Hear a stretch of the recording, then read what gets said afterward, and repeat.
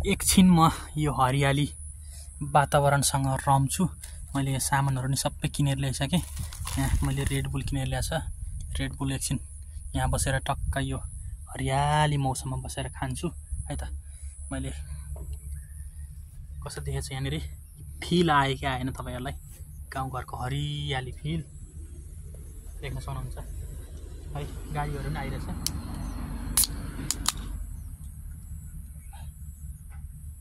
पहाडी बास्ना है त रेड बुल। ल मेरो अनुहार देखेछ छैन? कस्तो देखेछ?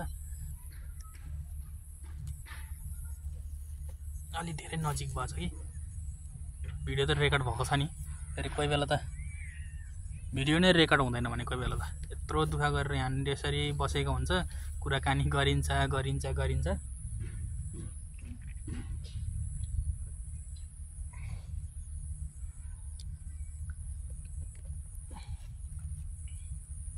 कस्तो देखेछ मेरो फ्रेमै मैले देख्नै पाएँ। पछाडि क्यामेराबाट म रेकर्ड गर्छु।